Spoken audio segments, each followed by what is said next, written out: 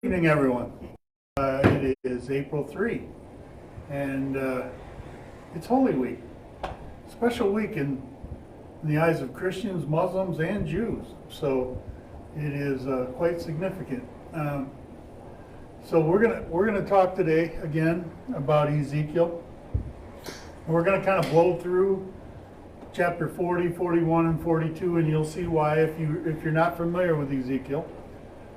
40 through 42. It is all about during the tribulation, the first half of the tribulation, and the Jews setting up the temples for animal sacrifice. So, I mean, it gets pretty. I don't want to lead you down for 3 chapters, 40, 41, and 42 and it was 42 cubits between this wall and that wall and the altar, and I mean you get the gist of it. So they're gonna cover 3 chapters with just 10 slides, and then 43 is quite prophetic. So we're gonna dig pretty deep into. They're all prophetic, but 43 is where the good stuff comes in. So we're gonna get started. We'll talk a lot about that, and of course, with it being Passover, don't like to say Easter. Easter's not a Jewish festival, but Passover is, and obviously it is extremely important. I will follow a few rabbit trails that you won't see on the screen, but you guys are all accustomed to me doing that now. So you kind of know who I am and what I think and how I act. But anyway, I just want everybody. I really want everyone to be aware of what is going on around us, because we can't be blind to it. We have to be prepared to it. If we're prepared, then I forget, there was a movie that said, "Don't freak out, don't freak out, don't freak out." Well. It might have been a sitcom. I can't remember what it was. But anyway, there's no reason for us as believers to freak out, because we need to be, if we are prepared and we see it coming because Jesus told us it was coming, we shouldn't be surprised. And he also said, I got a plan. If you seek me and you endure to the end, I will find you worthy to escape the wrath to come. So before it gets too bad, we got plane tickets out of here without a plane. So that I'm looking. We should be rejoicing, as Jesus said in Matthew 24, which we talked about a couple months ago, because our redemption draws nigh. And oh my goodness, I can't imagine what it's going to be like, not only to see heaven, but to see Jesus. And I'm going to struggle through this because it brings tears to my, because it, I have looked forward all my life to seeing Jesus, as I'm sure many of you have. I don't know any different. I've always wanted to see Jesus. So anyway, we're going to get started. And like I say, we'll be on a couple of rabbit trails here and there. But we are going to talk about very important things for what we will all experience over the next few years until Jesus comes. I don't know when that is, but it will happen.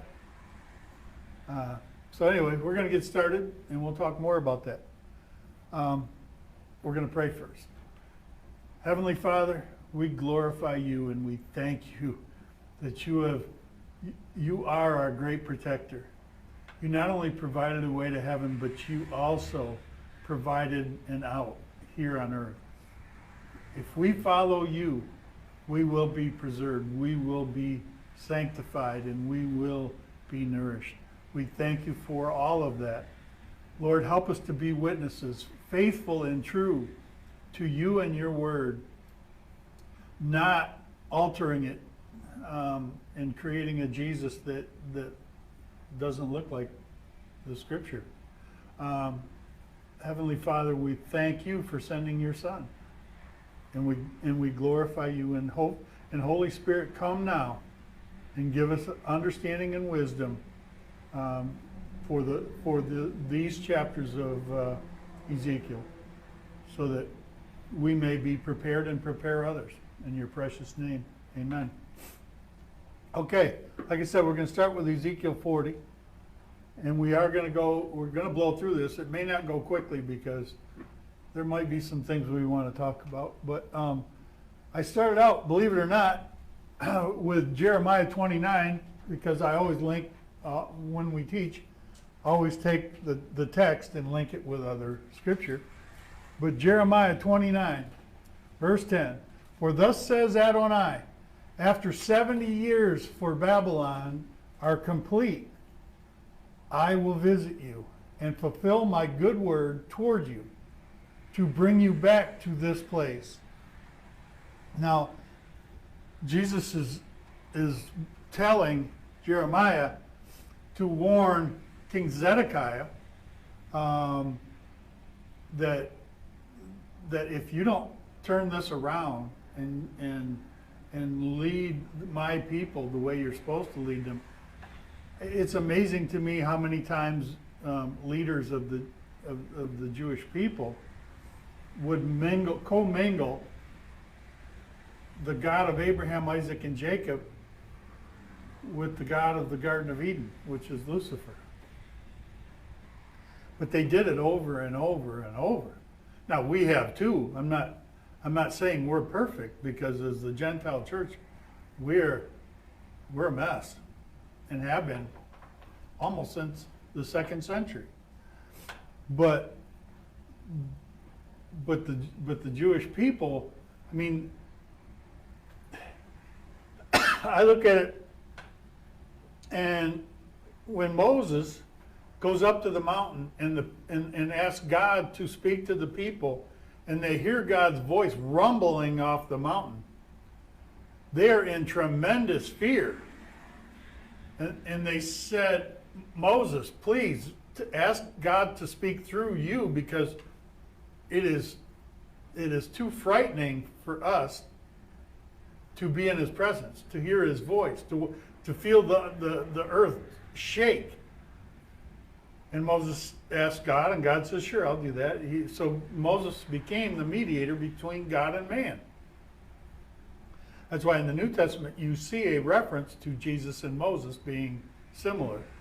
Matter of fact, in some Jewish text, ancient Jewish text, they would attribute Moses to being half God and half man, and say that he was man from the waist up, but he was God from the waist down, because he was the first true mediator between God and man. He was half and half. And that's where they got that from. I don't know if they literally thought he was God and man, but they were almost confusing him with what would eventually be Jesus coming, which makes it all kind of interesting to me. But here's the point I want to make about that. They're in such fear of God's voice that they don't even want to hear it, because they just want to hear thunder, and they want Moses to come down and say, this is what he said, and then 24 hours later they're making a golden calf. I don't understand how that makes sense. And it's just like seeing the 10 plagues that God threw on the Egyptians to be released. They come to the shores of the Red Sea, where God intentionally led them to a pinch point where they were captive, so he could show another sign and have the 11th plague of drowning the Egyptian males in the Red Sea. And the Jews see all of this, and they come out the other side and immediately start complaining, well, we were better off over there.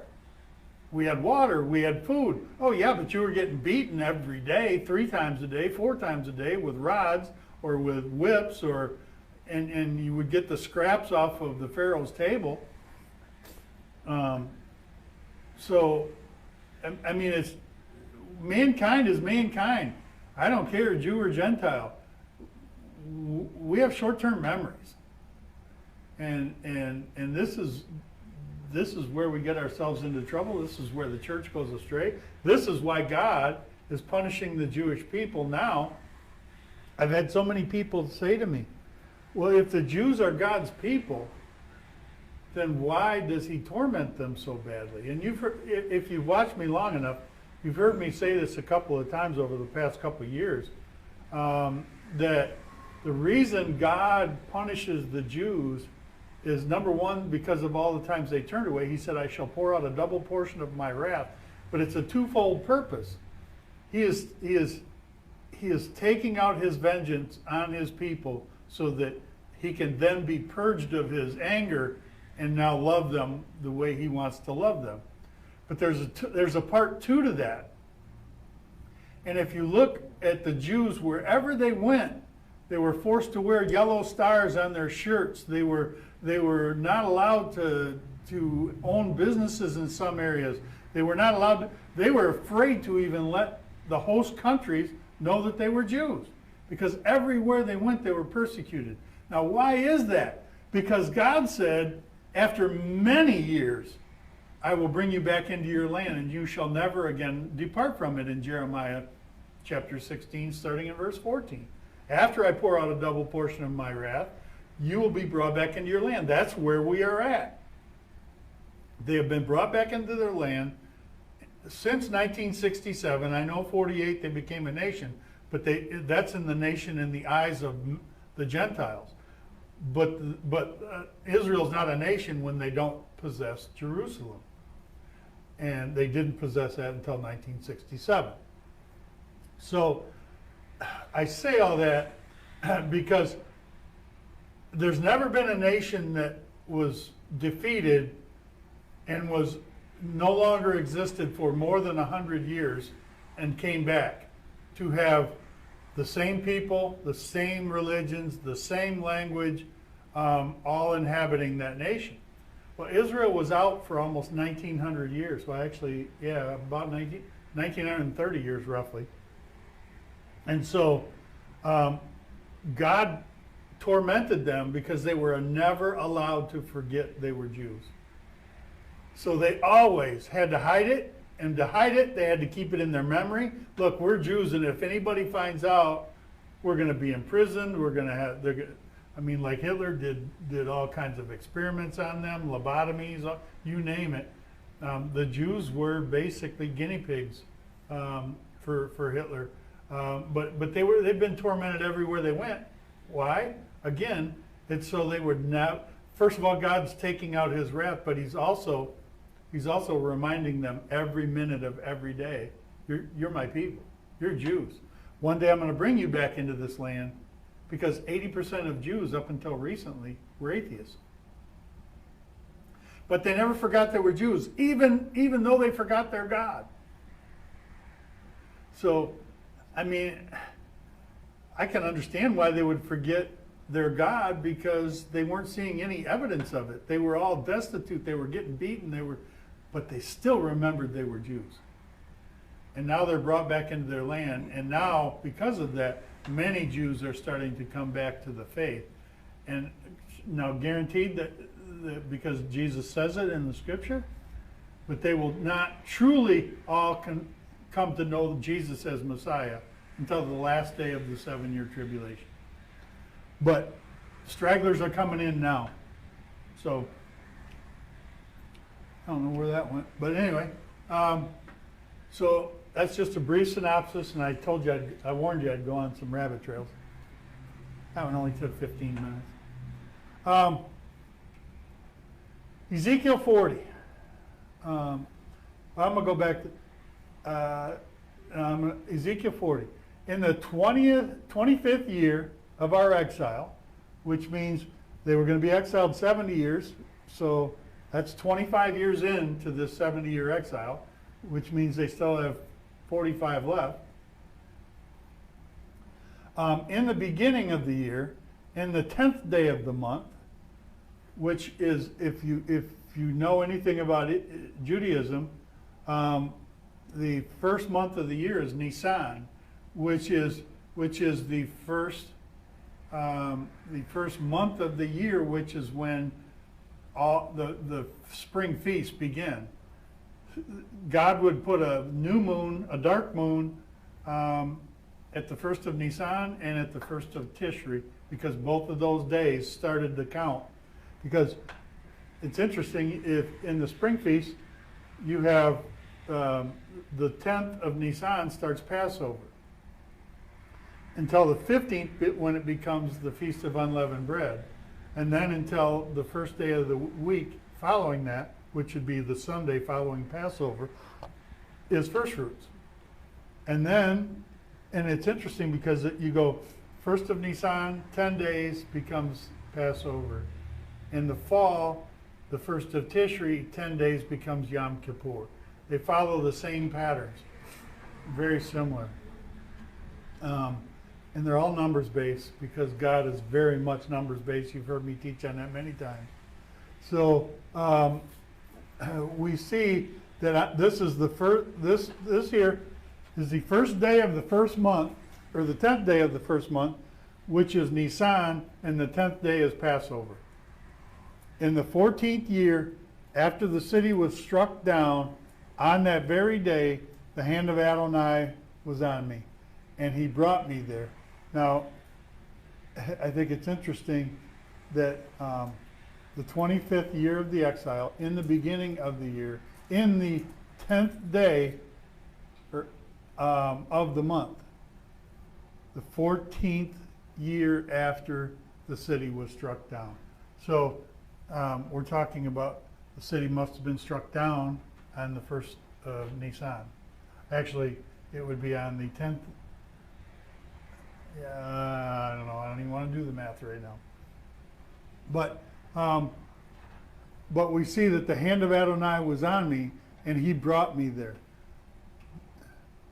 In visions, God brought me to the land of Israel and set me down upon a very high mountain. On it, toward the south, was something like the construction of a city. Now, remember, we're talking about Jeremiah. And Jeremiah suffered a lot. No ifs, ands, or buts about it. But most of God's prophets did, because there's a cost to following God. And the greater the cost, the greater the reward. I can't imagine the rewards that Paul or Saul of Tarsus is getting. I can't imagine the rewards of Jeremiah or Abraham or any of them. I mean, they definitely suffered. They suffered for the gospel's sake, even before there was a gospel. He brought me there, and behold, there was a man whose appearance was like bronze. He had a linen cord in his hand and a measuring rod. He was standing in the gateway. Now we see this happening. I mean, you look in the book of Revelation, chapter 11. Even John, he says, the angel gave him a rod and said, measure. We're seeing measuring all the time. Measurements and numbers are important to God. They mean something every single time. And it's amazing how many times a 1,500-mile border appears. Garden of Eden, the land that God is going to give the descendants of Abraham one day. They've never owned it yet, but they will during the millennial reign. And then we've got a city in Jerusalem, the New Jerusalem in heaven, that is going to be that dimension. And I say I believe that they all are going to one day occupy the exact same space. Israel will own the land that God promised Abraham. It will sit right where the Garden of Eden was, and then the city will come down and sit right where the Garden of Eden was, in the land that God gave to Abraham. The man said to me, Son of man, see with your eyes, hear with your ears, set your heart on all that I show you. For I brought you here in order to show you and report all that you see to the house of Israel. Because, see, now again, he's talking to Jeremiah. But he's telling Jeremiah, I want you to go and report it to the people in Babylon. Because, I mean, they're without hope. There, I mean, you look at when we see the book of Daniel, because it is in this time frame that Daniel is scooped up and brought as prisoner to the kingdom in Babylon. And when they did that, anyone captive, young men, would be made eunuchs or made impotent. And they did that because the kings of the enemies didn't want the young men to be attractive to their wives or the women of the castle, so they made sure that there was nothing they could do about it. So that's why all of them were eunuchs. You don't see in the Bible anywhere where it mentions Daniel's children or Shadrach, Meshach, and Abednego. You don't see their children because they didn't have any. They were eunuchs. Behold, an outer wall was all around the house. The measuring rod in the man's hand was 6 cubits long. 6 cubits, Goliath. 6 cubits and a hand's breadth. When he measured the thickness of the wall structure, it was 1 rod, and the height was 1 rod. And I have to be honest, I don't know how long a rod is. I know how long a cubit is. Jewish and Egyptian, they're different. Then he went to the gate that faced east and west, up its steps. When he measured the threshold of the gate, it was 1 rod wide. Also, the other threshold was 1 rod wide. Can you see why I'm rushing through this? Because, I mean, how many chapters do you want me to read like this? But I want you to get the gist of the fact that that chapter 40 is beginning the millennial reign, and they're building the temple, because there's going to be a temple built as soon as the tribulation begins. I believe it's going to be in the 7-year treaty that is going to be caused by the war of Ezekiel 38 and 39 that we talked about 2 weeks ago. Because once that war is finished, and they see that God is the God of Israel, and they see that they have no choice, and they have 5/6 of their armies that have been destroyed, I believe that that's what's going to cause the Muslims to say, okay, let's take a 7-year time out. We'll give you a peace treaty. You can build your temple on the Temple Mount. Because, as I mentioned in Revelation chapter 11, that we see John being told to measure, and it says measure the temple, or the Holy of Holies, measure the inner court, but do not measure the outer court, because the outer court has been is run down by the Gentiles until the time of the Gentiles is fulfilled. Now, when is that fulfilled? That's the day Jesus walks in at the last day of the tribulation and says, yeah, you guys had a good run, but it's over. So, real quick, Mike, yeah. You asked about the rod. It looks like the rod is 6 cubits long. 6 cubits. The length of the rod looks like that's what it says in 5 right there. The measuring rod, the man's hand was 6 cubits long, each of which is normal a cubit and a hand breadth. Oh yeah. When it says that the wall is 1 rod long, 1 rod high, or in the guard chambers, is probably what they're talking about. Okay. Just to clarify. Yeah. So if I'll repeat that and correct me if I'm wrong, but Dan was just saying that that a rod is 6 cubits and a handbreadth, correct? Looks like, yeah. Okay, so you got 9 feet. That's the same height as Goliath. So interesting. So Goliath was a rod tall. Yeah, I like that.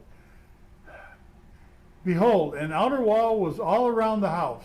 The measuring rod in the man's hand was 6 cubits long, each of which was a normal cubit and a hand's breadth. When he measured the thickness of the wall structure, it was 1 rod, and the height was 1 rod. Then he went to the gate that faced east and went up the steps.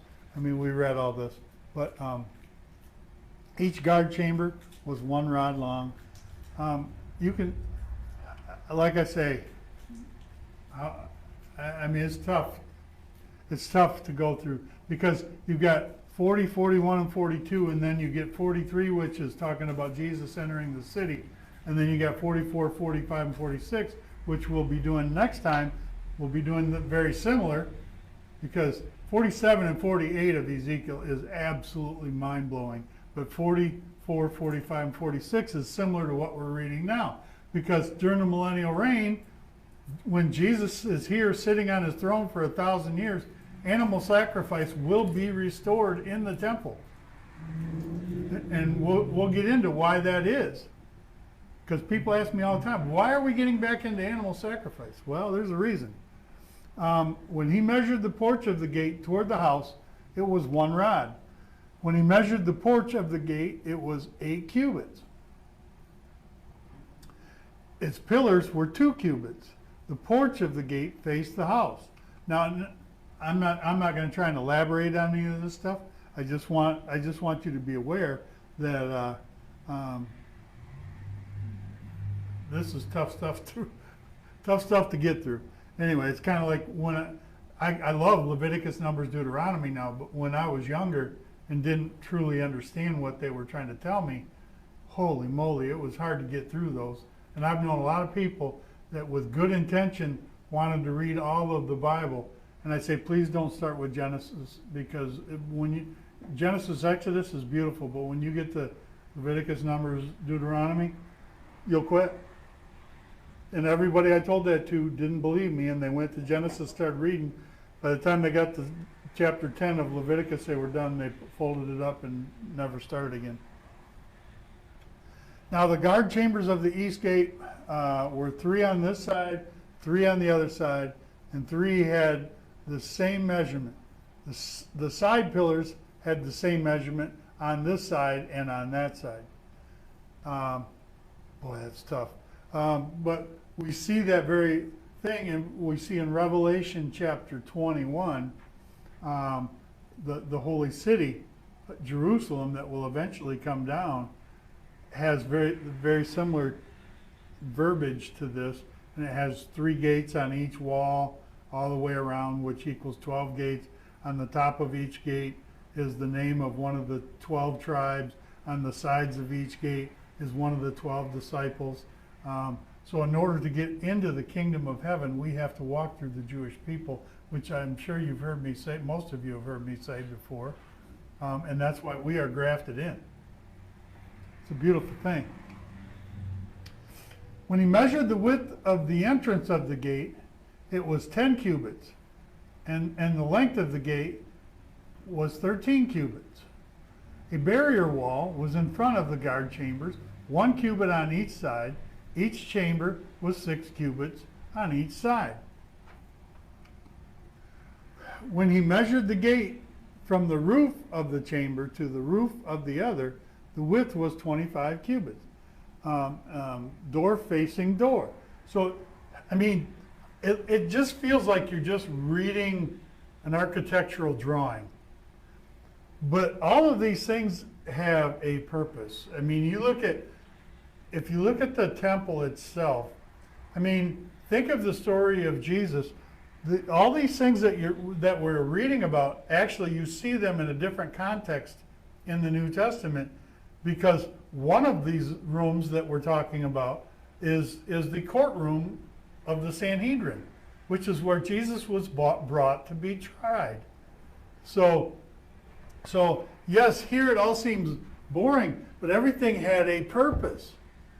And in the courtroom, then the Pharisees would judge over the religious law, and the Sadducees would judge over the natural law. Like if your ox got broke loose and went to your neighbor's house and killed his ox, well, then you had to return ox for ox. But that was judged by the Sadducees. So all of these things, there was a chamber of women. Now, what was the chamber of women? 6 days a week, there would be, I think it was 70 women, if I'm not mistaken, that were sewing panels, because every 2 years, we just read about the veil, I think. couple pages back. And that veil is a hand's breadth, which is roughly 5 inches. That's how thick that veil was. And it was 25 feet wide. Now, it was heavy, and it would take a team of oxen or donkeys using a pulley system to put that together, and they would actually put the panels together on hanging, because it would get so heavy that even the oxen couldn't get it up.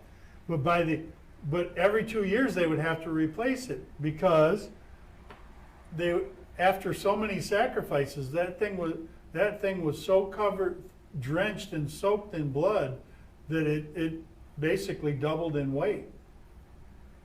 So they had to replace it because there's no way to wash it. I don't know how much that thing weighed. I don't know how much it weighed when it was new, let alone when it was blood soaked. But they did, all the stories I've read is they replaced it roughly every 2 years. But every feast day, every day the priest would do sacrifices, but not every day would it be sprinkled on the veil. Those were only for special occasions. Outside the inner gate, in the inner court, where chambers for the singers, one of which was at the side of the north gate facing south, the one at the side of the east gate facing north. Now remember, the inner gate is not the gate into the Holy of Holies.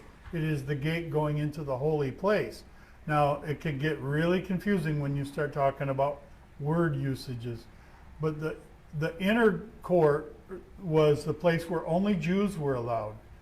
And then from the inner court into the holy place, there was a door, a gate, whatever you want to call it. And behind that gate is where they would do the sacrifices. They had a giant laver, which is basically a walk, and it's about 5 or 6 feet in diameter. And that's where they would capture the blood, and they had grating, and they would burn the animal after they were sacrificed. They would burn the pieces and the fat and all that stuff in the holy place. But behind that was the Holy of Holies, which they could only go into. The high priest could only go into once a year. He said to me, "This chamber that faces toward the south is for the Kohanim who keep charge of the house." Now, Kohanim, if you take Cohen, Cohen was one of the sons of grandsons. He was one of the sons of Aaron, grandson of Aaron, and oh no, I got that wrong. Cohen was one of the sons of Aaron. And if you look in, I think it's Numbers chapter 4. It's either Numbers chapter 2 or chapter 4. It says that the Kohanim, the descendants of Cohen, were the ones chosen to be priests. The Levites, all the Levites were to work in the temple, but only the sons in the lineage of Cohen could be priests. And with that, that's why they're called Kohanim.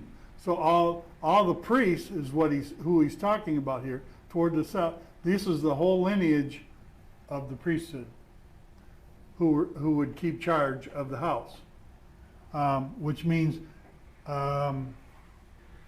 8 times between, most of them in Leviticus, but a couple times in Deuteronomy or Numbers. It says that 8 times it says God said, "Bring my tithe to the sanctuary." It doesn't say give your tithe. He says bring my tithe.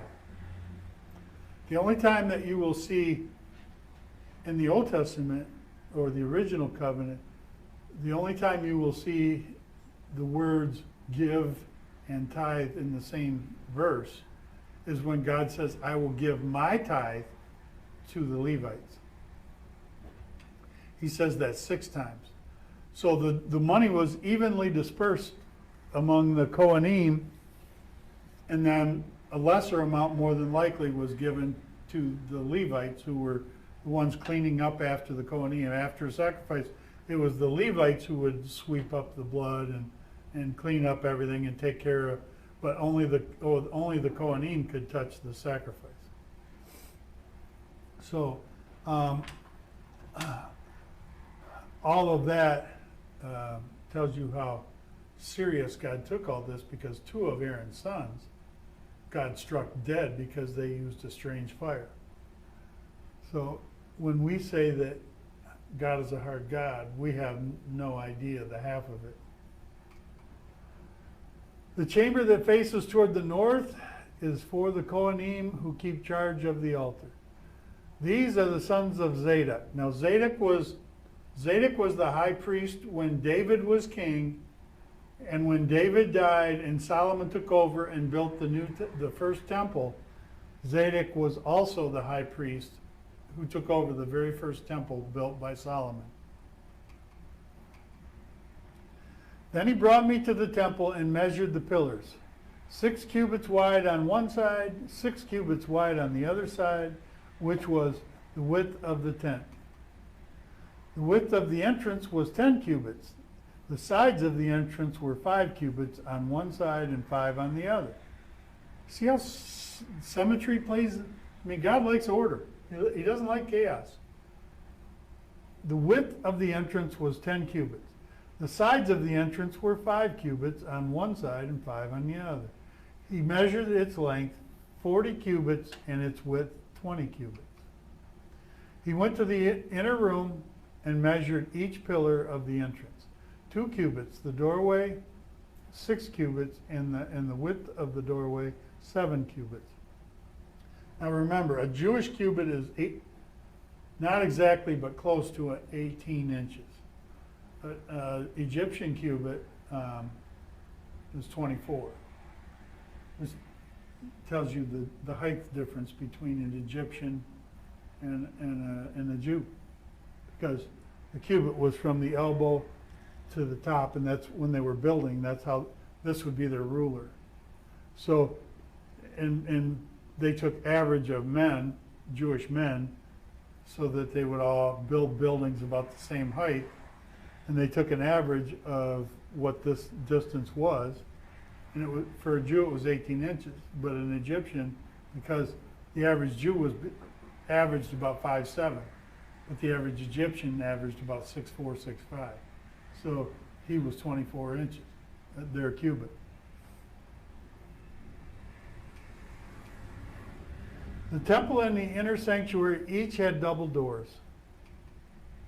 Now, if you've heard me talk about Yom Kippur and how they would tie ribbons around the doors, and if the sacrifice for God was accepted, the ribbons would turn white. Josephus was not born until the year after Jesus was crucified, but he knew people, including his parents, who were more than likely at that crucifixion, and they said the following fall during Yom Kippur, from that Yom Kippur to the death of Josephus, the ribbons never turned white again because Jesus was crucified.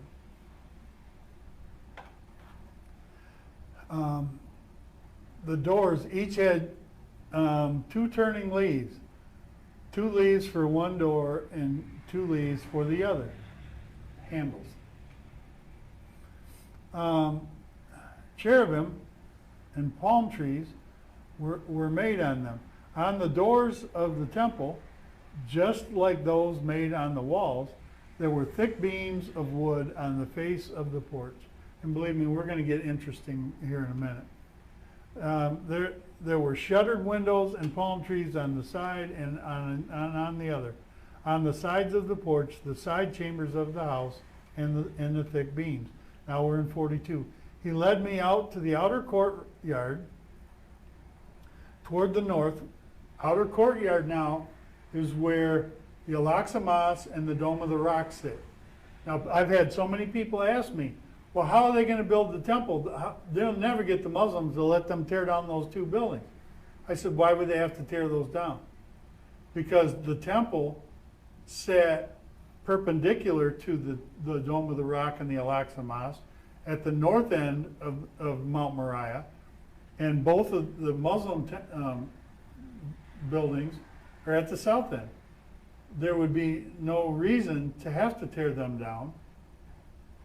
And if they tore them down, then it wouldn't fit Revelation chapter 11 when he says to Daniel, measure the Holy of Holies, the holy place, and the inner court, but do not measure the outer court, because the outer court is to be overrun by the Gentiles until the time of the Gentiles is fulfilled. He's talking about the Muslims. And probably other faiths that will come during the tribulation to worship on the mountain, but they'll worship over on that side rather than God's side. The length of the building with the door on the north was 100 cubits, and the width was 50 cubits. So we're talking 150. This is how small the church is. You know, and for those of you who are watching that know Res Life, I mean, this isn't, the temple is half the size probably of the ground floor. Most of you, if you know Res Life, you've been to the ground floor. Maybe a third the size. I mean, it's 150 by 75. That is the whole size. It's not big.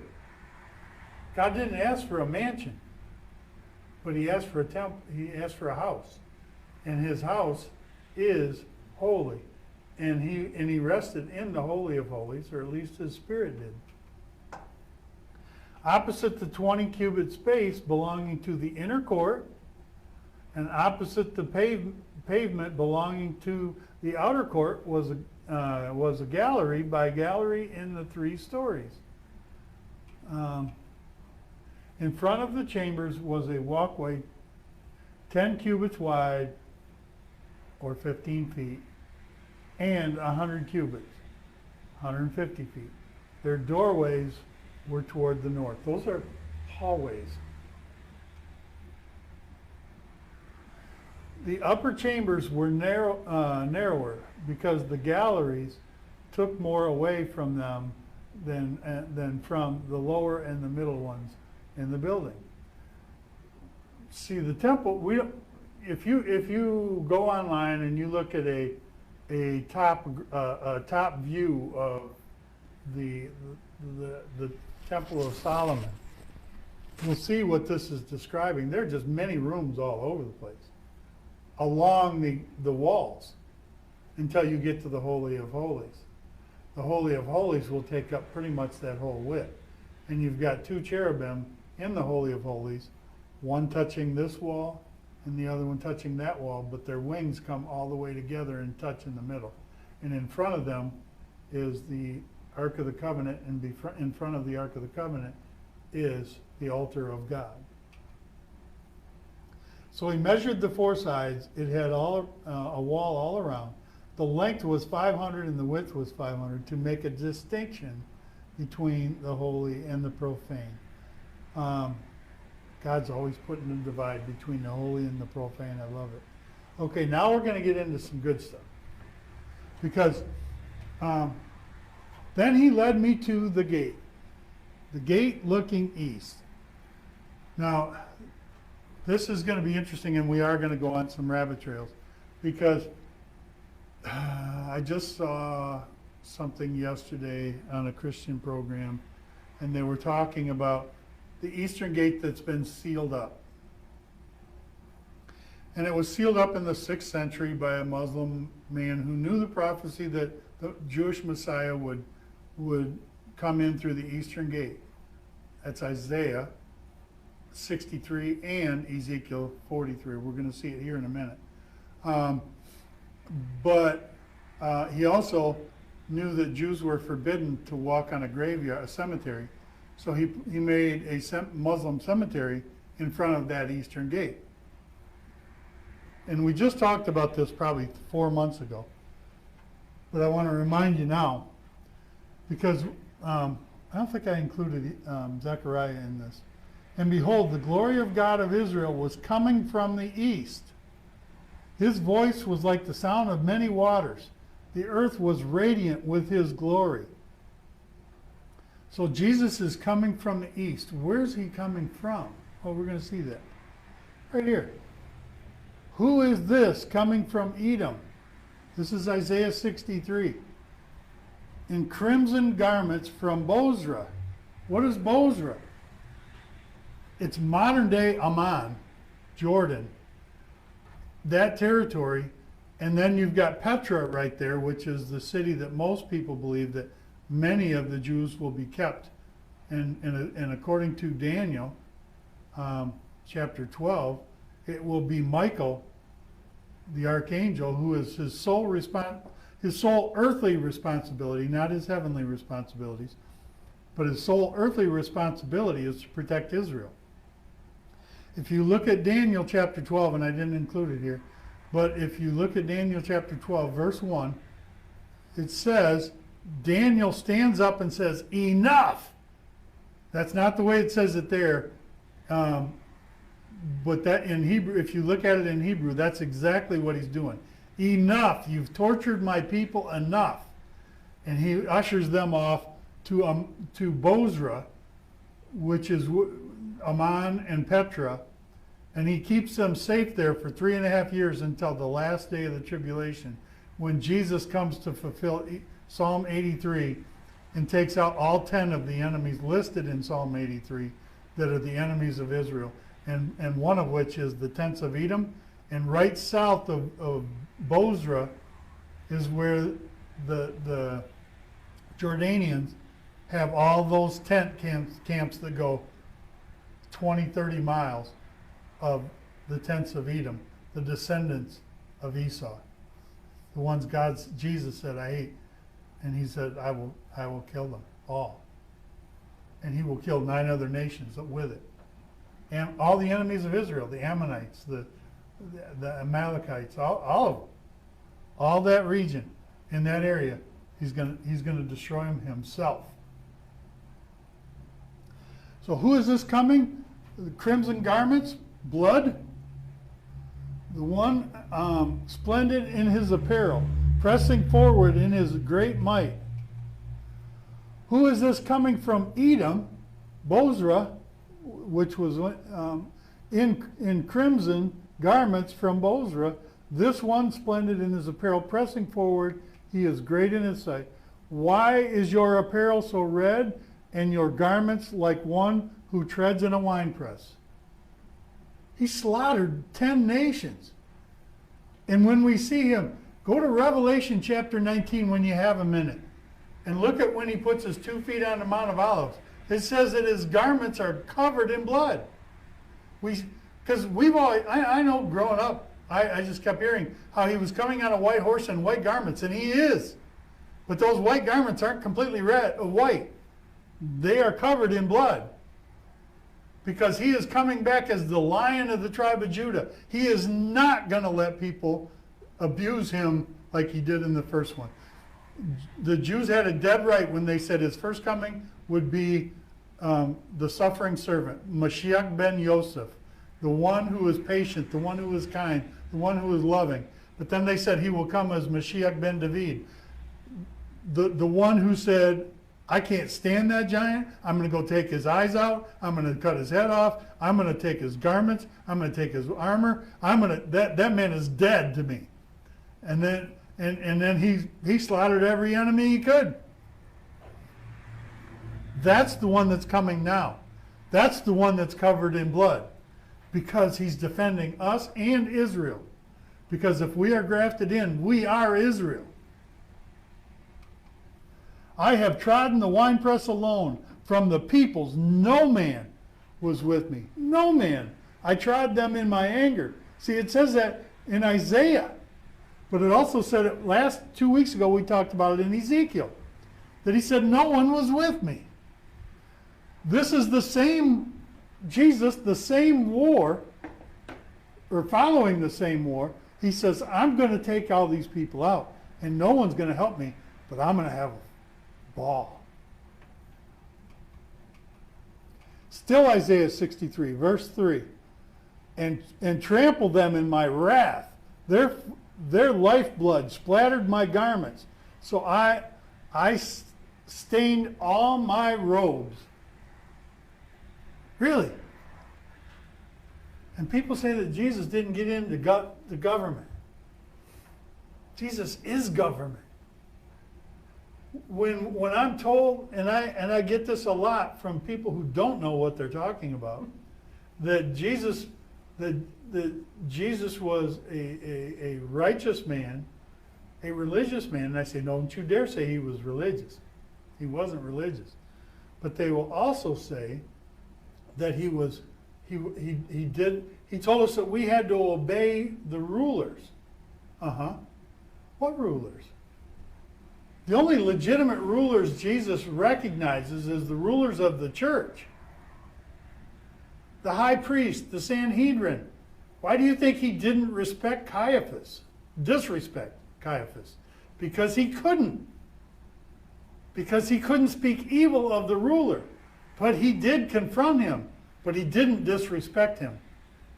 He followed his own law on how you treat the high priest of Israel. But show me where he showed any, he didn't disrespect, but show me where he showed any respect to Caesar. He didn't. You can't, he said, they handed him a coin. He said, whose picture is it? They said, well, it's Caesar. He goes, well, then give it to him. It's his. Because as we mentioned a while back, the money change, well, we will be, actually we haven't yet. I get confused because I got so many things going. We're going to do some Jesus shorts, and one of them is overturning the money changers table. And he did that. That money changer had to be there. He wasn't mad that they were there. He was mad they were making a profit. And we'll talk more about that. So watch the Jesus shorts. There's a lot of good ones coming. For a day of vengeance was in my heart, and my year of redemption has come. I looked, but there was no one to help me.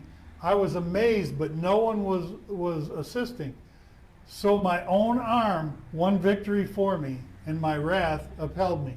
So that's 2 wars in a row that Jesus had to fight by himself. Now, that's no big deal for him. But I do think it's very interesting. So I trod down the peoples in my anger. I made them drunk in my wrath. I poured out their lifeblood on the earth. We're back to Ezekiel 43. The appearance of the vision that I saw was like the vision that I saw when I came to destroy the city. The visions were like the vision that I saw by the river Kibar. So I fell on my face. This is Ezekiel talking. Then the glory of Adonai came into the house by the way of the gate facing east. Now, I want to cover this again because we talked about it a long time ago and you probably forgot.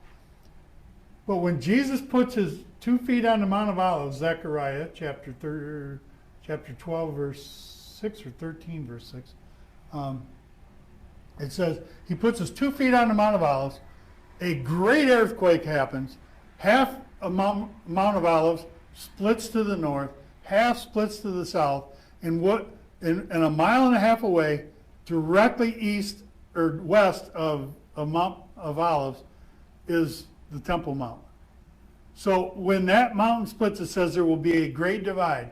So what do you think is happening all the way over to, it's only a mile away, mile and a quarter mile. What do you think's happening to that ground in front of the eastern gate? It's being blown out just like this one. He said that everything divides. So guess what's gotten blown out of that ravine? The bones of the Muslims who have been buried there to keep Jesus, the Messiah, from crossing. Now, it was discovered by James Fleming, in 1969. He's famous for it.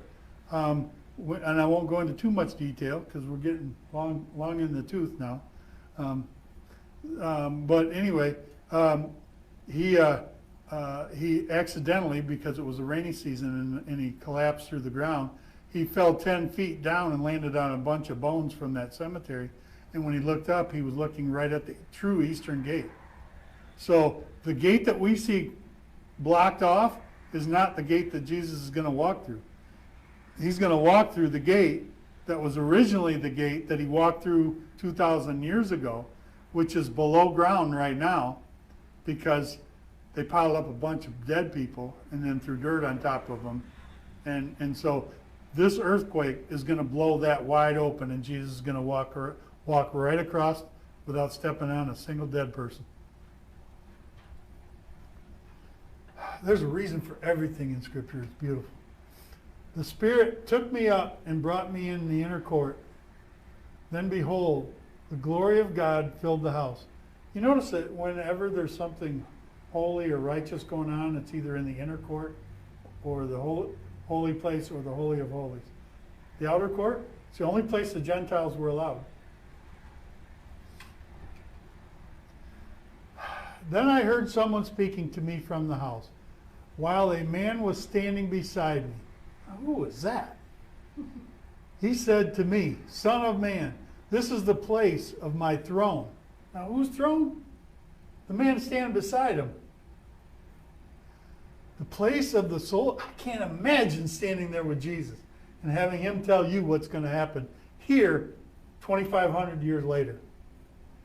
The place of the soles of my feet, where I will dwell in the midst of Benai, the sons of Israel forever.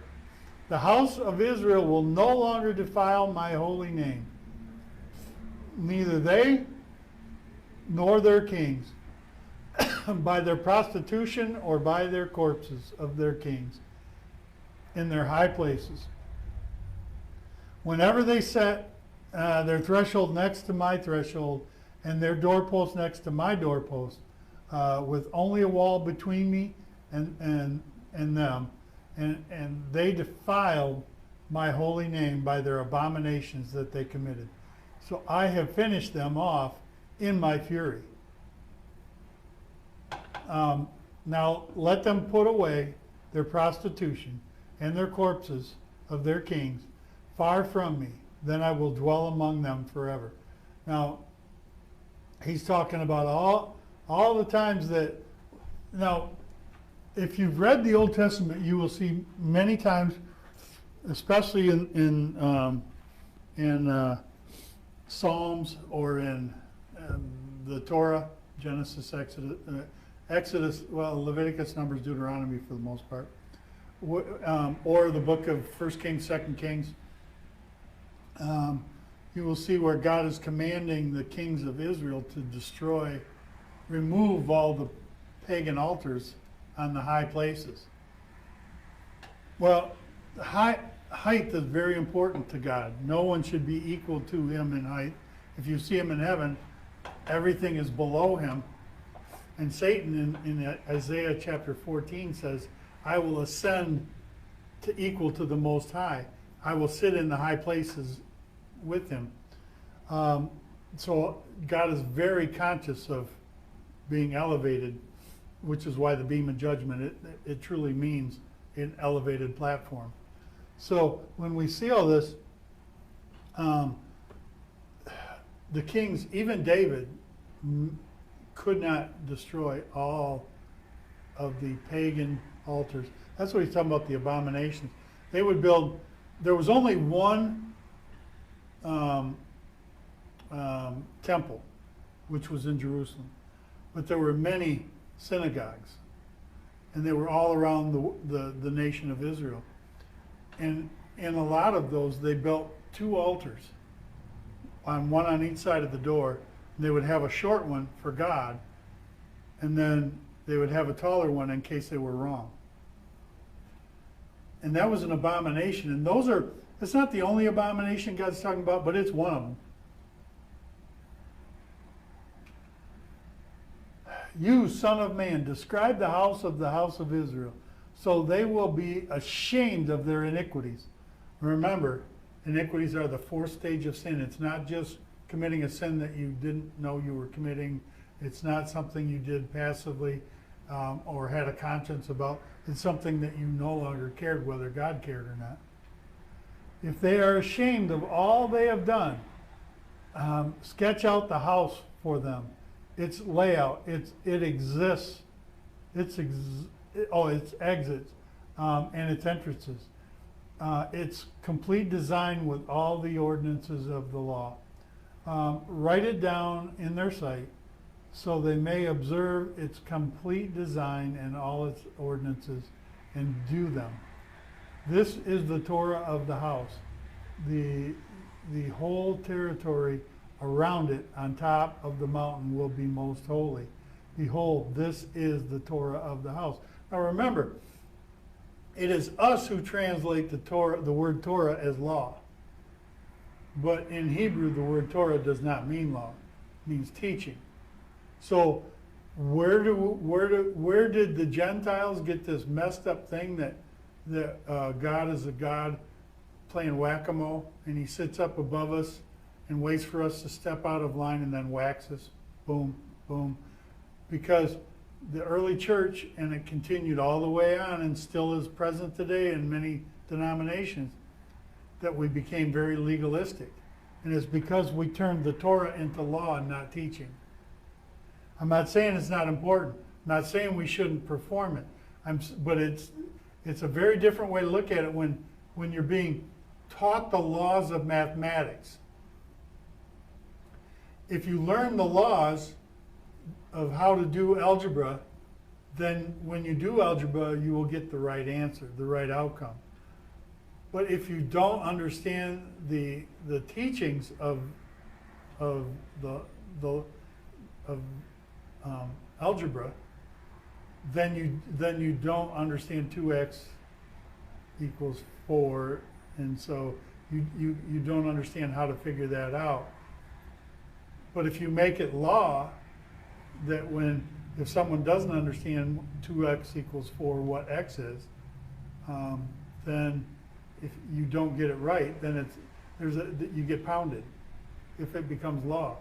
But if it is teaching, then it is meant to teach right and righteousness and holiness, and then recorrect when people don't do it, not throw them away or beat them. That's why no one could adhere to the law, because they took it as the law too. These are the measurements of the altar by cubits. A cubit being a normal cubit plus a handbreadth. Its gutter will be a cubit deep and a cubit wide. Its rim will be a span surrounding the edge. I'm not going to make you suffer through this very long. From the base on the ground to the lower ledge will be 2 cubits and the width 1 cubit. From the small edge, the larger ledge will be 4 cubits and the width 1. Now there's a reason that all of these dimensions are what they are. But do they play a significant role in who we are as followers of Christ? Not anymore. Some of them do. I'm not going to say they're not all of them will. But like I said, we'll talk about this in 2 weeks. But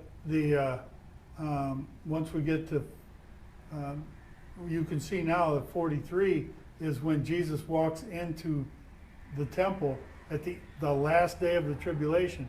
I didn't put that in there, but Zechariah talks about they will look upon the one they had pierced and mourn as if they had lost a firstborn son. That's what happens. The Jews accept Jesus as Messiah on the last day of the tribulation when they see Jesus walk through the eastern gate. Now, there are some Jews accepting Jesus every day. But as a whole, the nation of Israel has never truly accounted for Yom Kippur, which is the Day of Atonement. That last day, they're going to come to understand what the Day of Atonement really meant. And then for 1,000 years, they will have to live it because animal sacrifice will be brought back. And people say to me, why would he do that? He's already given his life. Because God does not make mistakes, and God is all knowledge and all wisdom. In the Old Testament, he taught the Jewish people that animals were the ones that were representing him, and so they could understand when he was crucified, even though they didn't. But this time, he is going to be present to make sure they understand. But he's going to go through the same teaching principle that he did in the Old Testament. He did it once, and he doesn't make a mistake. He will do it again, and he doesn't make a mistake. So anyway, I appreciate everybody tuning in. I hope it wasn't too boring. It's tough when you're talking about all the measurements, but I just want you to understand that Jesus had those for a reason, and the reason was because there was no redemption in the Old Testament. There was only a covering, and even that covering was only if you didn't know what you were doing. Sins that you did intentionally didn't necessarily send you to hell, but they would send you to Sheol. And Sheol, we as Gentiles misrepresent Sheol as hell, but it's not. Sheol in Hebrew literally means a place awaiting judgment, both righteous and unrighteous. So Abraham was in Sheol, but so was Judas when he died, till Jesus rose. But so that was only a couple days that Judas was in. He's still there, because he's on the other side. But the evil were in Hades, and the righteous were in Jesus called it the Abraham's bosom, but it was also known as paradise. It had several names, but there was a good side and a bad side. So anyway, that's it for tonight. I appreciate you checking in. I would like to ask if, especially seeing it's Passover, but it's also, we're at the time of the end. If you have never, sorry, I got to pick up my microphone. If you have never come to know Jesus and you would like to, there's no better time than now. So if you wouldn't mind saying with me and believing with me what we are saying, Jesus will take you to his bosom now. So if you wouldn't mind, please repeat after me. Heavenly Father, I thank you that you sent your son Jesus. I thank you that he is the way, the only way to salvation through you. I believe that he is the Son of God. I believe that he was crucified, dead and buried, and rose again on the third day. And because of that resurrection, he brought all of us up with him from the grave, made a way to heaven where there was no other way. I believe that, and I receive it. Now I know that I am part of your heavenly kingdom. In your precious and holy name, amen. Thank you again, and we'll see you in a couple weeks.